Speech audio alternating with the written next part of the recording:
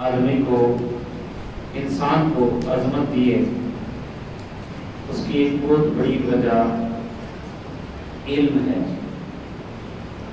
علم آدمی کی قدر بڑھاتا ہے، اور جتنے بھی قدر و شان والے ہیں ان کا علم بھی بے نظیر و بے مثال ہے۔ جن جن کی ہم ذکر کرتے ہیں یا جن جن کے چرچے ہوتے ہیں ان کا ایک خاصا علم بھی ہے۔ علم آپ سمجھتے ہیں کہ جب محفل پاک میں علم کا ذکر کیا جائے تو خاص طور پر وہ علم دین مراد ہوتا ہے۔ اگرچہ ہر علم اگر وہ کسی کے نقصان کے لیے نہ ہو تو ہر علم ہی انسان کو فائدہ پہنچاتا ہے، لیکن علم دین وہ پھر اور زیادہ منزلیں طے کرواتا ہے۔ تو جتنی شانوں والے، بڑی بڑی شانوں والے دنیا میں تشریف لائے اور ان کے جانے کے بعد بھی ان کے چرچے ہوتے رہے، ان کی عظمتوں کی ایک بڑی وجہ علم۔ اللہ تبارک و تعالیٰ نے آدم علیہ السلام کو فرشتوں کا مسجد بنا دیا کہ فرشتوں کو کہا انہیں سجدہ کریں، اور اس کی وجہ کیا تھی؟ وَعَلَّمَ آدَمَ الْأَسْمَاءَ كُلَّهَا، کہ اس نے آدم کو تمام چیزوں کے نام سکھائے۔ اب اس نام میں خصوصیات، صفات، ساری چیزیں آ جاتی ہیں۔ اور فرشتوں نے کہا لا علم لنا، ہمارے پاس علم نہیں ہے۔ تو علم کا نہ ہونا فرشتوں کی طرف اور علم کا ہونا حضرت آدم علیہ السلام کی طرف، تو پھر فرمایا اسجدوا لآدم، سجدہ کرو آدم کو۔ علم اللہ تبارک و تعالیٰ کا بہت بڑا عطیہ ہے، بہت بڑی عطا ہے۔ علم کو حکمت بھی کہا گیا نا، تو فرمایا کہ یؤتی الحکمت من یشاء، جسے چاہتا ہے حکمت عطا فرماتا ہے، جسے چاہتا ہے حکمت عطا فرماتا ہے۔ ومن یؤت الحکمت فقد اوتی خیرا کثیرا، اور جسے حکمت دی گئی اسے بہت بڑی بھلائی ملی۔ سبحان اللہ۔ یہ کسی اسکالر، دانشور، انالیسس کا بیان نہیں ہے، کائنات کا خالق و مالک جو چیزوں کو بنانے والا ہے وہ فرما رہا ہے خیر کثیر، بہت بڑی بھلائی ہے، بہت بڑی بھلائی ہے، حکمت بہت بڑی بھلائی ہے۔ اور سورہ مجادلہ کی آیت نمبر 11 میں اللہ تبارک و تعالی نے ارشاد فرمایا یرفع اللہ الذین آمنوا منکم والذین اوتوا العلم درجات، اللہ بلند کرتا ہے تم میں سے ان لوگوں کو جو ایمان والے ہیں جنہیں علم دیا گیا ہے، درجات، کئی درجے بلند فرما دیتا ہے۔ حضرت عبداللہ ابن مسعود رضی اللہ تعالیٰ عنہ اس آیت کے حوالے سے فرمانے لگے ایھا الناس افہموا ھذہ الآیہ، اور لوگوں اس آیت کو سمجھو، وَلَا نُرَغِّبَنَّکُمْ فِی الْعِلْمِ، ہم تمہیں علم کے بارے میں ترغیب دیتے ہیں، اس آیت میں غور کرو۔ یہ وہ ہے حضرت عبداللہ ابن مسعود رضی اللہ تعالی عنہ جن کے پاس ہر وقت یہ خدمت ہوتی کی کہ نبی پاک صلی اللہ علیہ وسلم کے نعلین اقدسین اور آپ کا تکیہ مبارک اٹھایا کرتے تھے، جن کے سینے سے حضور علیہ السلام کے نعل پاک لگے رہتے تھے۔ وہ کہنے لگے اور لوگوں اس آیت کو سمجھو، ہم تمہیں علم کے بارے میں ترغیب دیتے ہیں، سنو یقول اللہ عز و جل، اللہ عز و جل فرمایا ہے یرفع اللہ الذین آمنوا منکم والذین اوتوا العلم درجات، یہی آیت جس کا میں نے ترجمہ کر دیا کہ اللہ ایمان والوں اور اہل علم کے اس کی تفسیر کرتے ہوئے کہنے لگے اس کا مطلب یہ ہے المؤمن العالم فوق الذی لا یعلم درجات، وہ مومن جو علم والا ہے وہ بے علم سے کئی درجے بلند ہے. سبحان اللہ. علم والا مومن بے علم سے، کیونکہ میں دو سی بات ہے نا، آمانو بھی آ گیا اور علم بھی آ گیا، تو انہوں نے تفسیر میں اسی سے اس میں فائل بنایا المؤمن العالم. المؤمن العالم، عالم مومن اس سے جس کو علم نہیں ہے وہ کئی درجے بلند ہے. تو اللہ تبارک و تعالی علم کی عظمت کو خود بیان فرما رہا ہے اور وہ خود علم عطا فرماتا ہے. وہ عالم الغیب و شہادہ جو ہے وہ خود علم عطا فرماتا ہے. فرمایا کہ علم القرآن الرحمن علم القرآن، رحمان ہے جس نے قرآن کا علم عطا فرمایا ہے. اور محبوب کریم کے علم کی کیا شان ہے. ساری کائنات میں مخلوقات میں سب سے بڑھ کر سب سے بڑے جو عالم ہیں جنہوں نے کسی مخلوق سے نہیں سیکھا بلکہ ڈائریکٹ خالق سے سیکھا. علمک ما لم تکن تعلم وکان فضل اللہ علیک عظیما. اے محبوبہ تجھ کو وہ کچھ اس رب نے سکھا دیا جو تم نہیں جانتے تھے اور اللہ کا فضل تم پر بہت بڑا ہے. اس بڑے کا کوئی اندازہ لگا سکتے ہیں جس کو اللہ بڑا کہہ رہا ہے. علوم مصطفیٰ کی گہرائیاں اور ان کی بلندیوں کا کوئی اندازہ لگا ہی نہیں سکتا. جن کے سینے میں کتاب اتری وَنَزَّلْنَا عَلَيْكَ الْكِتَابَ تِبْيَانًا لِكُلِّ شَيْءٍ. محبوب تمہارے سینے میں کتاب ہی وہ اتاری ہے جس میں ہر شے کا بیان ہے، جس میں ہر شے کا بیان ہے. اور محبوب کریم سے وہ وعدہ بھی فرما لیا کہ ہم اتار بھی رہے ہیں علینا جمع و قرآن، ہم تمہارے سینے میں جمع بھی کر دیں گے، پڑھا بھی دیں گے، سبحانہ علینا بیانہ سمجھا بھی دیں گے. آپ کو مشقت کرنے کی ضرورت نہیں. جس محبوب کے علم کا کوئی اندازہ لگا نہیں سکتا. مجھے امام نصیری رحمۃ اللہ تعالی علیہ کے حوالے سے ترجمانی کرنے دیجیے کہ وہ کہنے لگے فَإِنَّ مِن جُودِكَ الدُّنْيَا وَضَرَّتَهَا وَمِنْ عُلُومِكَ عِلْمَ اللَّوْحِ وَالْقَلَمِ. اے محبوب تیرے جود و کرم کی کیا بات ہے، تیرے سخاوت کی، تیری سخاوت کی، تیرے جود و کرم کی وسعتیں کیا ہیں کہ یہ جو دنیا ہے جو آخرت ہے یہ تیرے جود و کرم کے سمندر میں سے دو چیزیں ہیں. فَإِنَّ مِن جُودِكَ، تیرے جود و کرم میں یہ دنیا ہے اور آخرت بھی ہے. دنیا کی نعمتیں بھی محبوب کے صدقے ہیں، آخرت کی رحمتیں بھی محبوب کے صدقے ہیں. سبحان اللہ. یہ تو جود و کرم عام کی بات ہے نا، پھر خاص علم کی طرف آئے وَمِنْ عُلُومِكَ عِلْمَ اللَّوْحِ وَالْقَلَمِ. محبوب تیرے علم کی کیا شان ہے، تیرے میں بہت سے علوم میں نا ان میں سے ایک علم لوح و قلم کا علم ہے. سبحان اللہ.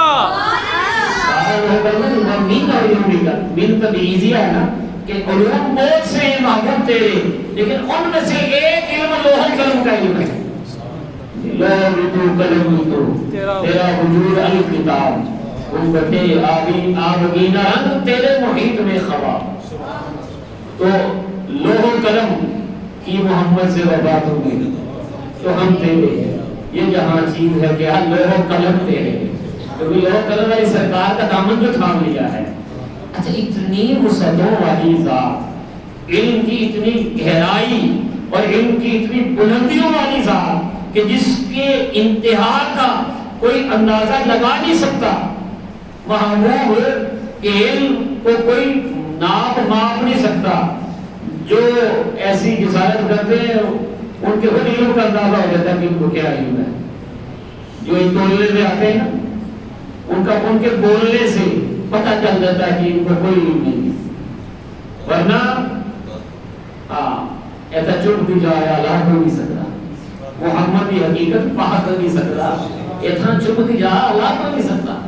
کون بات کرے، جو بات کرے گا اس کا راز کھل جائے گا کہ اس پہ کچھ پتا نہیں ہے یہ بولتا ہے.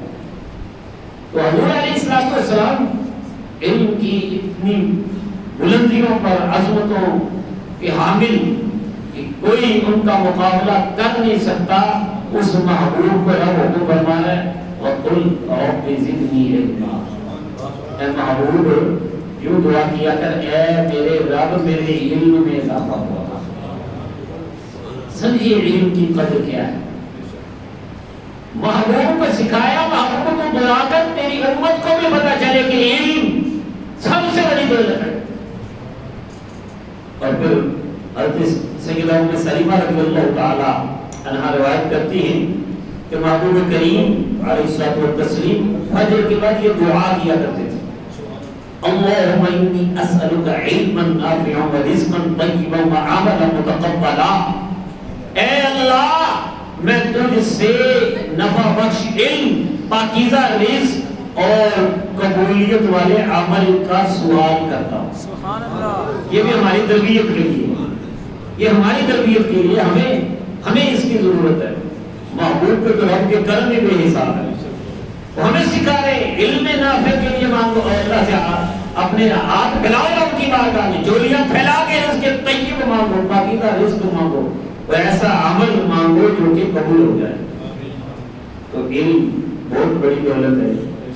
اگلے مرحلے میں دیکھیں تو وہ جو اس شہر علم کے دروازے ہیں وہ کیا فرماتے ہیں، جو اس شہر علم کے دروازے ہیں آپ سمجھ لوگ ہوں گے، مشکل کشا، شیر خدا، مولا المسلمین حضرت سیدنا علی مرتضیٰ کرم اللہ وجہہ کریم، نعرہ حیدری،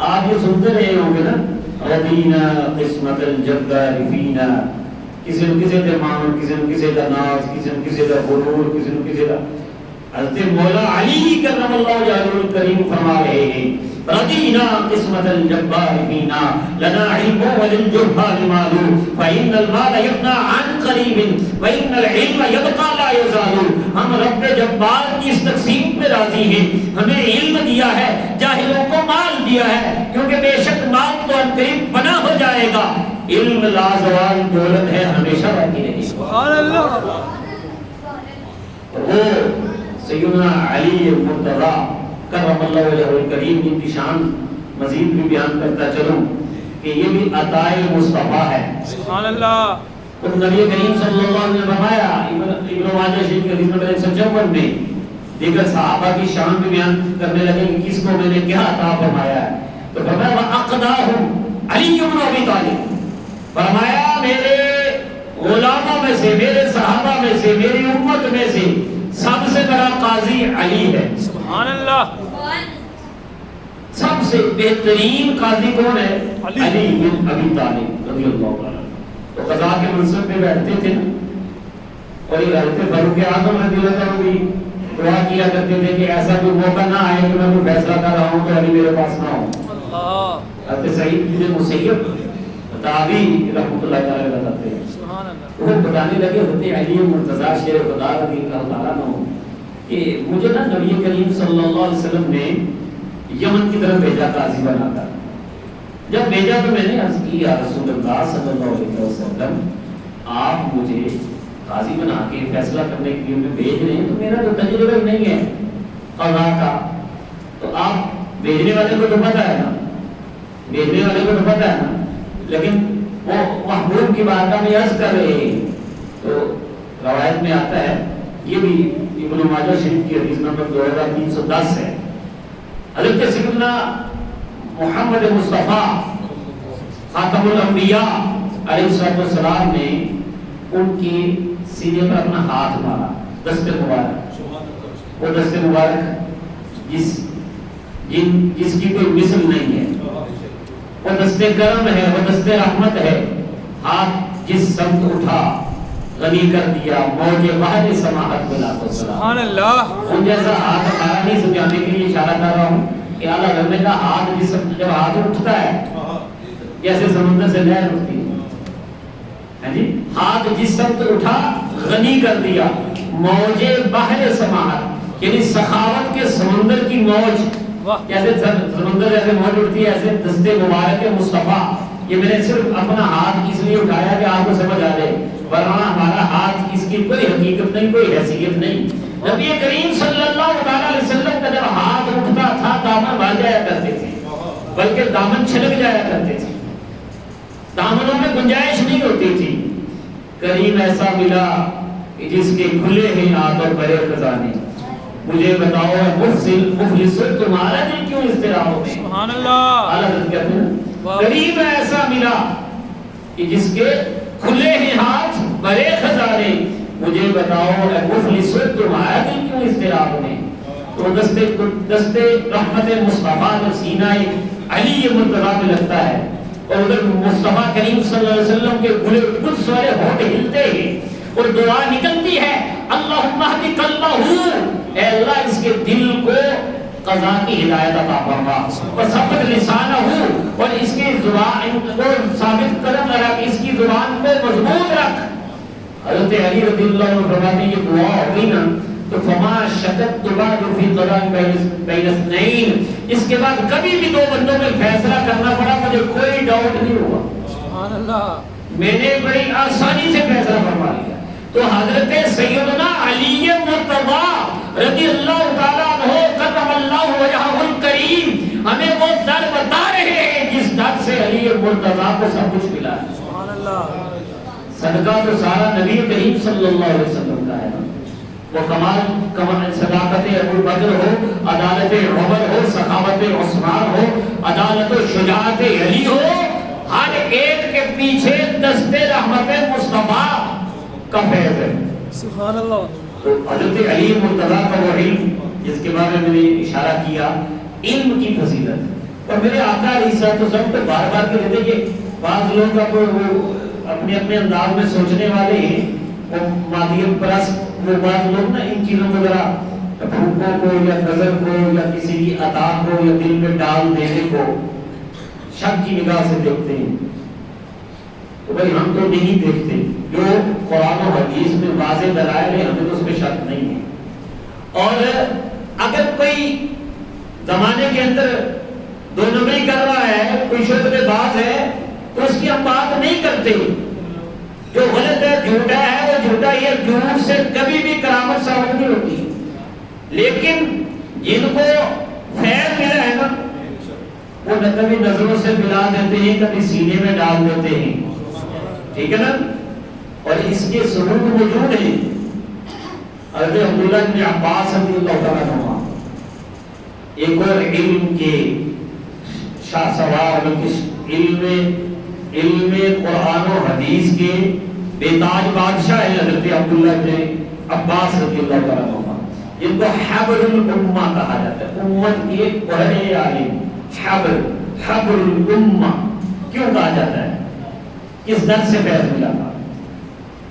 کہنے لگے حضرت سیدہ میمونہ رضی اللہ تعالیٰ عنہ آپ کی خالہ ہیں اور نبی کریم صلی اللہ علیہ وسلم کی جو وہ سیدہ محترمہ بھی ہیں اور آپ کی چچی کی بہن بھی ہیں، یعنی حضرت عبداللہ بن عباس کی امی جان کی بہن ہے، تو حضرت عبداللہ بن عباس کی وہ خالہ ہو گئی، نبی پاک کی زوجہ ہو گئی، اور حضرت عبداللہ بن عباس رضی اللہ تعالیٰ عنہما نبی پاک کے چچا زاد بھائی بھی ہیں، تو اپنی خالہ کے گھر آ جایا کرتے تھے۔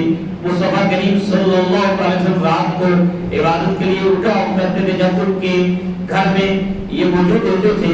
حضور علیہ السلام عبادت کر رہے ہیں، حضور علیہ السلام اپنی حاجت کے حوالے سے بیت الخلاء میں گئے، جب واپس تشریف لائے تو باہر دیکھا تو وضو کا برتن تیار تھا، پانی، اور مجھے من لگا رہا ہے یہ کس نے رکھا ہے؟ حضرت عبداللہ بن عباس رضی اللہ تعالیٰ عنہ چھوٹے بچے تھے، اتنی بڑی عمر نہیں تھی، کہا حضور میں نے رکھا ہے۔ فرمایا کہ اللہ فقیہ فی الدین وعلمہ التاویل، اے اللہ اس کو دین کی سمجھ عطا فرما اور اسے قرآن کی تفسیر عطا فرما، دین کی سمجھ عطا فرما اور قرآن کی تفسیر سکھا دے۔ اب دیکھیے دینے والا کون ہے؟ جس کی عطاؤں کا بھی اندازہ نہیں اور جس کو پتہ بھی ہے کہ کون سی چیز سب سے بہتر ہے۔ تو جب دینے والا علم دین کی دعا دے رہا ہے، قرآن کی تفسیر کی دعا دے رہا ہے، تو پتہ یہ چلا کہ دنیا میں سب سے بڑی دولت علم دین ہے۔ سبحان اللہ، کہ سب سے زیادہ جاننے والی ذات نے عطا فرمایا ہے۔ سبحان اللہ، واہ واہ، ورنہ کوئی بینک بیلنس کوئی اور لینڈ کوئی چیز اور دعا کرتے ہیں، دعا کیا کیا دعا کی؟ اللہم فقہہ فی الدین، اسے دین کی سمجھ عطا فرما۔ بڑی دولت ہے یہ دین حضرت، آپ کو چاہیے اس بات کو سمجھیں، آپ کو بٹھایا گیا ہے اور ابھی آپ کو غوث پاک رحمۃ اللہ علیہ کی بارگاہ میں میں نے لے کے جانا ہے۔ یہ ابھی تمہید میں ہم چل رہے ہیں اور انشاءاللہ جلدی آپ یہ نہ پریشان ہوں کہ اب کوئی زیادہ لمبا سفر کرنا پڑے گا۔ قاضی صاحب نے جو اشارے کیے ہیں اور انہیں کے مطابق جو ہے بات ہم مکمل ہو جائے گی، لیکن اب بلکہ اشارے ہو رہے ہیں تو ہم جو ہے ایرو ویرو کے اشارے پہ تو نہیں چلتے، لیکن اپنوں کے اشاروں کی پابندی جو ہے وہ کرنی پڑتی ہے۔ سبحان اللہ۔ تو بہرحال غوث پاک رحمۃ اللہ تعالیٰ علیہ کی بارگاہ میں آتے ہیں، لیکن حضرت عبداللہ ابن عباس رضی اللہ تعالیٰ عنہما کو دیکھیے کہ دعا ملی۔ کیا دعا ملی؟ کہ انہیں دین کی سمجھ عطا فرما اور انہیں قرآن کی تفسیر سکھا دے۔ اور اس کی ایک وجہ اور بھی ہے، حدیث شریف ہے اور یہ حدیث شریف 143 نمبر ہے بخاری کی، کہ وہ حضرت ابن عباس رضی اللہ عنہ نبی کریم صلی اللہ علیہ وسلم جب نماز کے لیے کھڑے ہوتے ہیں رات کو تہجد یا نوافل کے لیے قیام اللیل میں، تو آپ کہتے ہیں میں وضو کر کے نہ پیچھے انہیں کی طرح وضو کیا اور ان کی پیروی میں پیچھے کھڑا ہو گیا نماز پڑھنے میں۔ جب پیچھے کھڑا ہوا تو فاخذ بیدی فجرنی فجعلنی حذاءہ، نبی کریم صلی اللہ علیہ وسلم نے میرا بازو پکڑ کے مجھے کھینچا اور اپنے برابر کھڑا کر۔ سبحان اللہ۔ اور آپ کو پتہ ہے کہ جب دو بندے باجماعت نماز پڑھیں تو دونوں اکٹھے کھڑے ہوتے ہیں، بس اس کے جو ٹخنے ہیں نا وہ امام سے پیچھے ہونے چاہیے۔ سمجھ آ گیا؟ اب نبی کریم صلی اللہ علیہ وسلم نے تعلیم فرمائی، ان کو اپنے برابر کھڑا کر دیا۔ تو سیدنا عبداللہ ابن عباس رضی اللہ تعالیٰ عنہ کہتے ہیں فلما اقبل علی صلاتہ خنست، جب نبی کریم صلی اللہ علیہ وسلم نماز کی طرف متوجہ ہو گئے تو میں پھر پیچھے ہو کے کھڑا ہو گیا۔ اب نبی کریم صلی اللہ علیہ وسلم نے جب نماز پڑھ لی فرمایا ما شانی اجعلک حذائی فتخنس، کیا بات ہے عبداللہ ابن عباس، میں تمہیں آگے کرتا ہوں اور تم پھر پیچھے ہو کے کھڑے ہو جاتے ہو۔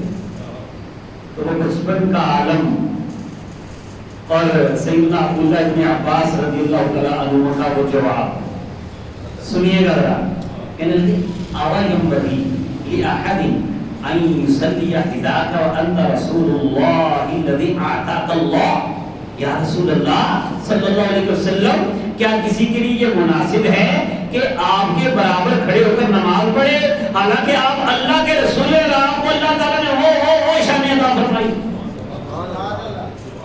اب نبی کریم صلی اللہ علیہ وسلم نے یہ نہیں فرمایا کہ عبداللہ ابن عباس نماز کی بات ہے، اللہ کی بارگاہ میں کھڑے ہیں، تم میری تعظیم کی باتیں کیوں کرتے ہو، بلکہ خود سیدنا عبداللہ ابن عباس رضی اللہ تعالیٰ عنہ بتاتے ہیں فَعَاجَبْتُهُ فَدَعَلَّهَ لِي أَن يَزِيدَنِي عِلْمًا وَفَهْمًا، نبی کریم صلی اللہ علیہ وسلم کو میری یہ بات بہت پسند آئی اور آپ نے اللہ کی بارگاہ میں میرے یہ دعا کی کہ اللہ میرے علم اور سمجھ میں اور اضافہ عطا فرمائے۔ اطاعت بھی ہو گئی، تعظیم بھی ہو گئی اور مہر بھی نبی پاک نے دونوں کو عطا، انعام بھی عطا فرمایا۔ پتہ یہ چلا کہ اطاعت کرو تب بھی انعام ملتا ہے، تعظیم کرو تب بھی انعام ملتا ہے۔ تعظیم کوئی اطاعت کے منافی نہیں ہے، مومن وہ ہے جو ان کی عزت پہ مرے دل سے۔ جی تو حضرت عبداللہ ابن عباس رضی اللہ تعالیٰ عنہما نے تعظیم مصطفیٰ کے صدقے یہ دولت پائی ہے کہ آپ ان کو ابر الامہ کہا جاتا ہے۔ اور سیدنا فاروق اعظم رضی اللہ تعالیٰ عنہ ان کو نا بزرگوں کے ساتھ بٹھاتے تھے، جوان تھے ان کے دور میں تو بابوں کے ساتھ بٹھاتے، جو بڑے علماء کرام صحابہ تھے بڑے بڑے ان کے ساتھ بٹھا دیتے تھے۔ کسی نے سوال کر دیا تو کہنے لگے کہ ذاک فتن کہول، یہ جوان بابا ہے، یہ جوان ہے لیکن اس کا علم بابوں جیسا ہے، یعنی عام بابے نہیں، یعنی جو شیخ بڑے بڑے بزرگ عالم ہیں ان کی بات کر رہا ہوں۔ کہا کیوں؟ ان له لسانا سهولا وقلبا عقولا، کیونکہ اس کو اللہ نے زبان وہ عطا کی ہے جو سوال کرنے والی ہے اور دل وہ عطا کیا ہے جو سمجھنے والا ہے۔ سبحان اللہ۔ لیکن علم خزانے ہیں اور صحیح سوال چابیاں ہیں۔